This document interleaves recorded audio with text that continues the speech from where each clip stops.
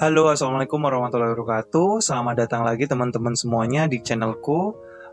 Nah, pada video kali ini aku akan membahas topik kesehatan yang teman-teman udah jarang sekali ya bikin topik masalah kesehatan, terus juga jarang upload. Nah, insya Allah semoga habis ini aku udah mulai upload karena alhamdulillah aku udah di bagian stase terakhir teman-teman, atau bagian kepaniteraan klinik di rotasi terakhir, yaitu bagian IKM atau ilmu kesehatan masyarakat. Jadi mungkin ada banyak sedikit space time atau waktu kosong gitu ya, waktu luang untuk diriku untuk membuat video. Nah, pada video kali ini mungkin sebenarnya santai ya.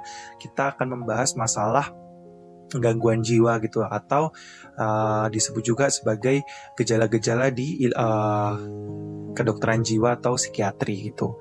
Nah, mungkin teman-teman udah nggak asing ya, karena beda sama dulu atau zaman dulu yang kita masih sangat khususnya masyarakat umum dan remaja-remaja itu masih belum melek akan psikiatri atau ilmu jiwa. Nah, sekarang mungkin lebih mulai literasinya mulai meningkat terkait dengan gejala-gejala psikiatri. Nah, mungkin aku nanti akan jelaskan apa saja mungkin penyakit yang ada di bagian ilmu jiwa, dan juga mungkin terkait dengan bagaimana sih dokter jiwa itu memeriksa pasien-pasien jiwanya, terus mengenali atau pendekatan diagnosisnya, maupun bagaimana misal teman-teman sendiri punya gejala dari gejala-gejala psikiatri atau gejala-gejala jiwa. Nah, bagaimana sih harus saya berobatnya gimana, terus saya mengatasinya gimana? Mungkin video ini cocok untuk kalian mengenal lebih jauh lagi terkait dengan gangguan-gangguan yang ada di ilmu kedokteran jiwa atau psikiatri. Oke. Kita mulai. Jadi ilmu kedokteran jiwa itu adalah ilmu di mana terkait dengan perasaan, pikiran, khususnya pikiran yang bisa berakibat kepada perasaan maupun perilaku seseorang yang bisa berdampak di aktivitas sehari-hari, kurang lebih seperti itu. Jadi memang asalnya adalah dari pikiran atau otak gitu ya teman-teman, yang mana secara psikologis, secara biologisnya juga di gangguan psikiatri itu juga dijelaskan lebih lanjut, ada patofisiologinya, nanti berkaitan yang namanya suatu sinyal-sinyal, gampangnya seperti itu ya, sinyal-sinyal otak yang memang kurang, dalam artian memang di sini namanya neurotransmitter. Neuro itu adalah saraf, transmitter adalah zat untuk pengantar saraf tersebut. Intinya bisa sampai ke saraf-saraf yang lain, ada yang namanya zat-zat kimia tersebut. Nah, namanya neurotransmitter. Biasanya akibat daripada penurunan neurotransmitter atau gangguan neurotransmitter itu bisa berakibat di gejala-gejala dari psikiatri. Bukan hanya terkait dengan fungsi biologi saja, itu yang pertama. Yang kedua adalah baik itu fisik. Jadi ada beberapa kondisi penyakit khusus juga yang bisa menyebabkan seseorang itu mengalami gangguan psikiatri gitu ya. Jadi mungkin dia mempunyai penyakit bawaan, dalam artian memang penyakitnya ini yang penyakit secara fisik atau secara rohaniah gitu ya. Bukan, secara lahiriah, maaf ya. Secara lahiriah itu memang ada, dan ditambah yang mempengaruhi fisiknya itu. Dan yang ketiga adalah terkait dengan sosial, lingkungan yang bisa menyebabkan dia itu kemampuan adaptasinya terkait dengan stresor gitu ya, stresor atau mekanisme dependnya itu kurang, mekanisme untuk adaptasinya terkait atau menyelesaikan masalahnya itu dia belum bisa gitu, sehingga dia bisa jatuh dalam keadaan depresi. Nah, apa saja sih gejala-gejala yang kita harus waspadai, atau mungkin yang ada di dalam diri kita terkait dengan gejala depresi gitu ya, atau mungkin gejala-gejala psikiatri yang lain? Sebenarnya ada banyak sekali teman-teman. Kalau mungkin teman-teman familiar seperti yang aku sebutkan tadi, depresi gitu ya. Terus ada juga yang namanya cemas, gitu ya. Terus ada juga gangguan bipolar terkait dengan gangguan mood.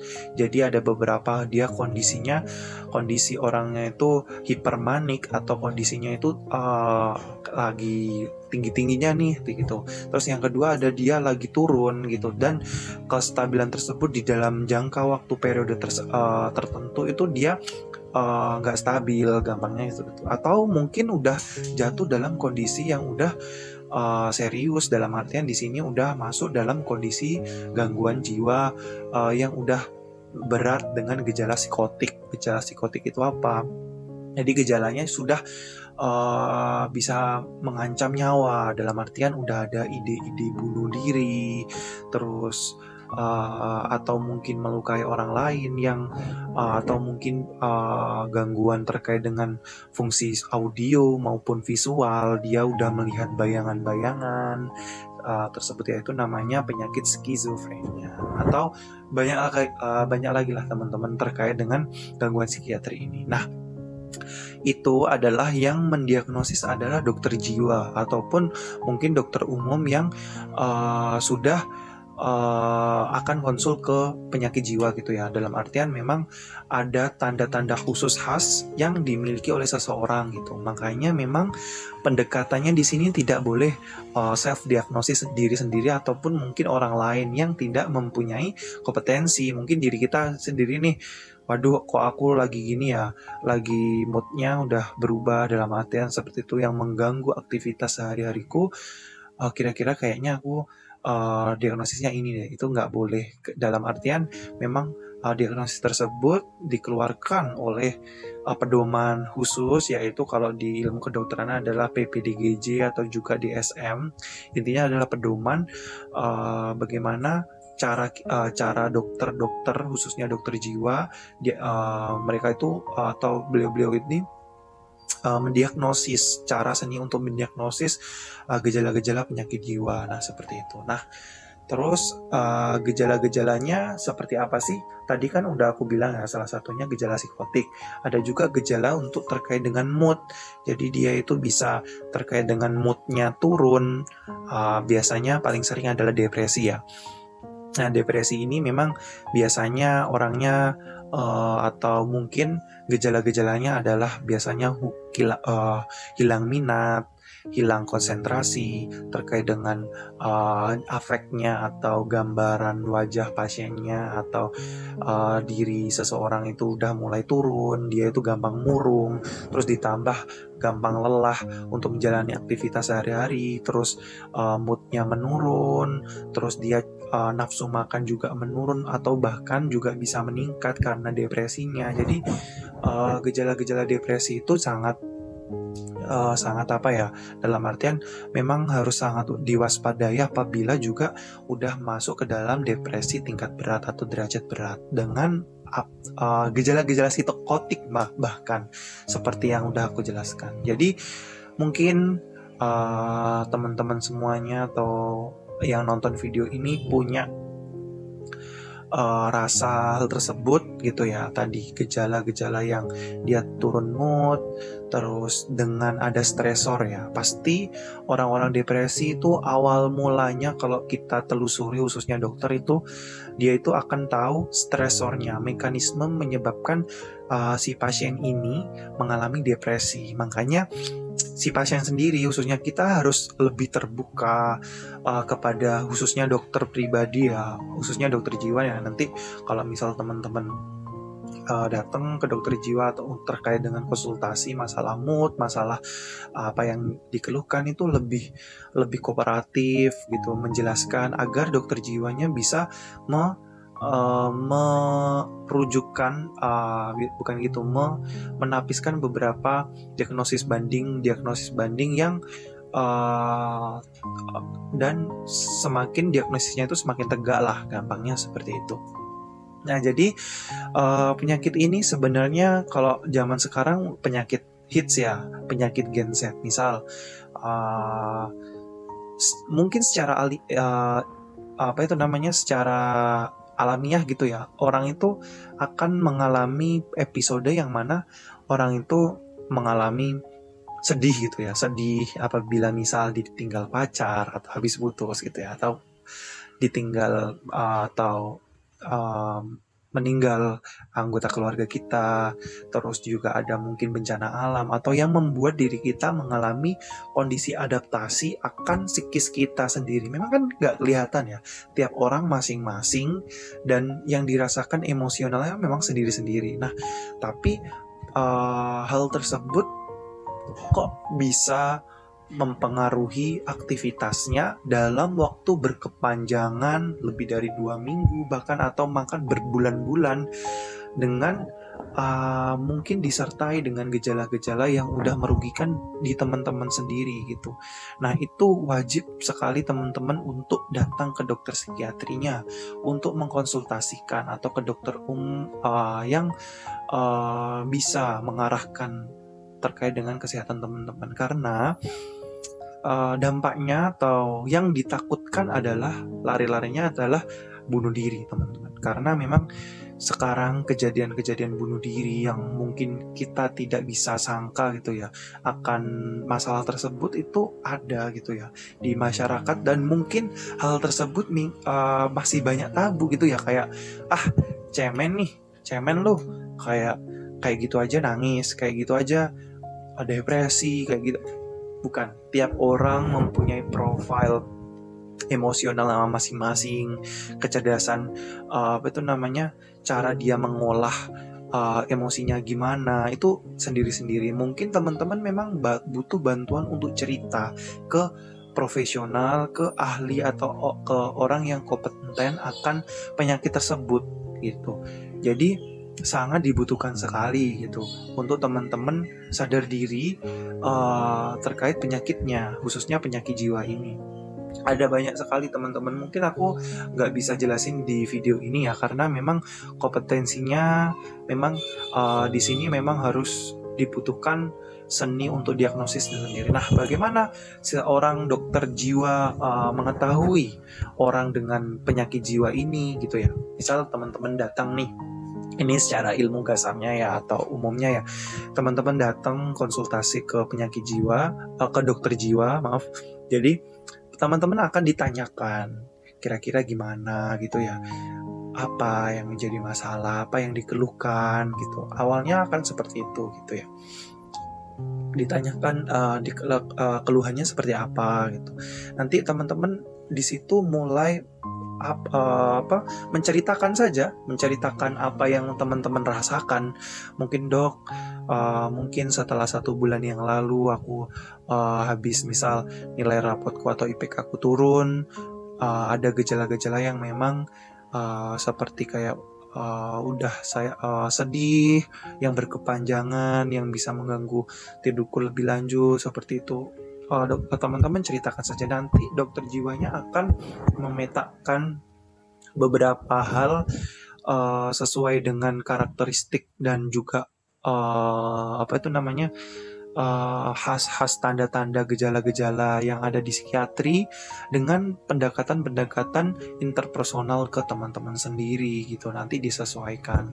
Nah, hal tersebut yang dimiliki kompetensinya adalah dokter jiwa, lagi-lagi adalah dokter jiwa gitu ya.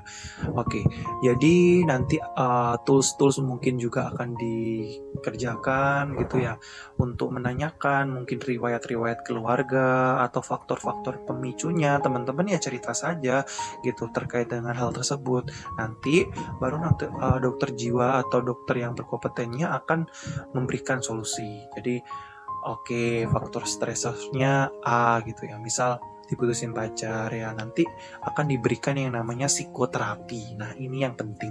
Jadi psikoterapi itu yang nggak dimiliki oleh dokter-dokter lain. Jadi psikoterapi itu ya khas gitu ya, dimiliki oleh dokter psikiatri, dalam artian seperti itu, karena memang kompetensinya di situ. Nanti akan diberikan salah satu mungkin saran, mungkin pemecahan, atau mungkin teman-teman hanya butuh untuk didengar juga, dalam artian ini dokter psikiatri juga dalam artian berkompeten, dalam artian seperti itu, atau mengarahkan. Baru bedanya dengan psikolog gitu ya, maaf izin, atau bidang psikologi gitu ya. Memang di sini memang kalau dokter berarti kepentingan untuk memberikan terapi, khususnya terapi medis atau farmakologis. Nanti teman-teman akan diberikan beberapa obat-obatan psikiatri yang menurut dokternya rasional diberikan ke teman-teman, seperti agen-agen untuk menaikkan neurotransmitter teman-teman tadi. Terus mungkin nanti teman-teman akan merasakan kok mood saya lebih stabil ya gitu. Terus kok suara-suara yang saya dengar itu mulai hilang ya, suara-suara aneh tersebut ya gitu. Atau mungkin tidurnya lebih bagus, nafsu makannya lebih bagus, emosinya lebih terkontrol, terus dia lebih tenang. Itu dia akan atau teman-teman bisa rasakan dengan minum obat-obatan psikiatri yang telah disosialisasikan dengan benar oleh dokter psikiatri gitu. Oke, terus bagaimana pencegahannya gitu ya? Udah ngomongin apa tadi, awal mula pengertian, terus bagaimana penyakit ini muncul gitu ya, terus sampai bagaimana teman-teman harus berobat. Pencegahan memang sebenarnya mekanisme coping atau mekanisme menyelesaikan masalah pribadi orang itu masing-masing. Cuman memang kalau pribadi diriku sendiri memang yang bisa aku sarankan memang di sini banyak sekali ya. Dalam artian mungkin poin penting adalah memang yang pertama di sini memang balik ke Tuhan gitu ya. Dalam artian memang kita sebagai makhluk Tuhan, kita sebagai makhluk gitu ya. Dalam artian seseorang yang lemah dalam artian gitu ya, yang memang butuh penguatan dari baik itu tuh dari Sang yang Maha Pencipta gitu, yang Maha Besar gitu ya. Baik itu agama apapun teman-teman semuanya ya, kita harus lebih lagi mendekatkan. Itu menurutku kan pribadi gitu, itu sangat membantu sekali. Dalam artian memang itu tujuan mungkin hidup kita gitu ya, dalam artian gitu. Yang kedua, selain hal tersebut adalah terkait dengan mekanisme coping stres teman-teman sendiri. Misal teman-teman kok banyak pikiran banget nih, di kos terus gitu, cari aktivitas lain yang berguna bagi teman-teman sendiri yang bisa mengalihkan pikiran tersebut gitu. Biar enggak kepikir gitu ya. Dibarengi sama datang tadi ke dokter psikiatri terkait dengan mungkin memang butuh obat gitu ya. Tapi kalau ngomongin pencegahan ya aku bilang tadi, misal udah mulai rasa nggak enak nih, ya udah cari aktivitas lain yang bermanfaat, terus yang biasanya kalau aku menguras kerja fisikku gitu ya, bisa lari, bisa jogging, bisa hiking, bisa apapun yang bisa biar diri ini capek gitu. Gampangnya seperti itu. Itu kalau aku ya. Mungkin teman-teman bisa kasih ini. Jadi biar capek, stres fisik. Jadi malamnya tidurnya bagus gitu. Kalau malamnya tidurnya bagus, otomatis teman-teman bangun subuhnya, bangun jam 4, jam 5, fresh lagi. Kalau udah fresh, nanti pikiran ini udah mulai lancar gitu ya. Terus otomatis nanti teman-teman nafsu makannya juga mulai bagus, cara mengambil keputusannya bagus, emosi untuk menghadapi ke depannya rintangan atau segala macam hal gitu ya, tantangan ke depan itu mulai pelan-pelan gitu, memang mulai bagus. Nanti selain itu terus konsisten aktivitas fisik gitu ya, bertemu orang lagi, terus banyak komunikasi kepada orang, terus lama-lama mekanisme adaptasi kita mulai terbentuk, dan hal tersebut yang menjadikan kita lupa akan masalah tersebut gitu, atau mungkin kita bisa meminimalisir lah gampang seperti itu. Dan selain itu adalah memang kadang kalau tuntutan pekerjaan, tuntutan sekolah, tuntutan pendidikan itu nggak dipungkiri ya, tiap masing-masing orang punya masalahnya masing-masing. Jadi memang ya nanti teman-teman akan menemukan jalan gitu, kalau cara menyelesaikannya sebenarnya hanya seperti ini sih, kayak gitu. Atau bahkan aku cuman untuk sabar saja, sebenarnya masalah selesai gitu. Kadang hal-hal tersebut itu muncul, makanya memang pendekatan Tuhan nomor pertama, capek di aktivitas fisik, sama intinya kita untuk hidup sehat lah, gampangnya seperti makan yang bagus, screening HP, intinya ini ya, yang paling ini mana HP ku, oke, mengurangi screen time gitu ya, dalam artian penggunaan HP itu udah mulai turun, jangan melihat hal-hal yang menurut kita nggak perlu gitu, udah mulai diturunkan. Itu menurutku membantu sih gitu, dibarengi sama yaitu banyak aktivitas yang menurut teman-teman positif, misal baca buku, tambah wawasan biar pikiran udah ini nambah lagi kayak gitu, semakin berkembang itu orang itu semakin ini bahkan diamalkan atau bermanfaat gitu. Karena nggak mungkiri ya teman-teman, orang itu semua umur, semua rentang umur dan semua profesi apapun itu rentan mengalami yang namanya gangguan jiwa. Itu nggak dipungkiri sama sekali, semua orang, bahkan dokter pun, bahkan dokter psikiatri pun, dalam artian seperti itu. Karena kita juga manusia, tapi kita harus tetap bijaksana sama diri kita sendiri akan hal tersebut gitu. Atau mungkin butuh bantuan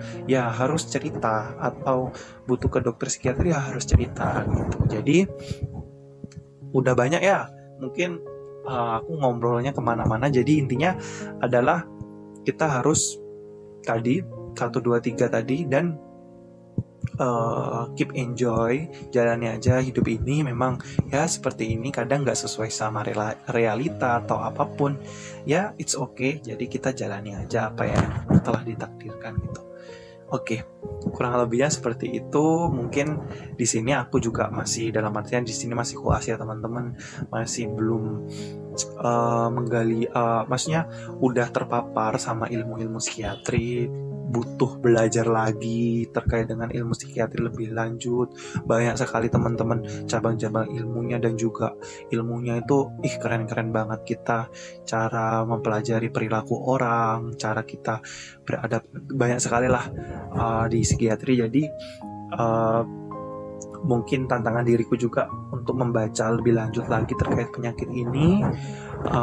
Dan mungkin apabila video ini bermanfaat bagi teman-teman, jangan lupa like, share ke banyak semuanya, ke Instagram, ke teman-teman semuanya yang memang butuh video ini.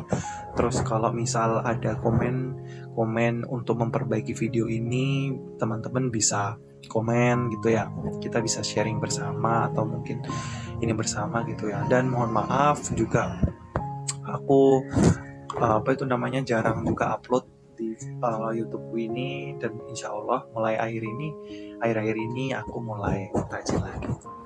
Oke, terima kasih semuanya. Kita bertemu lagi di lain waktu.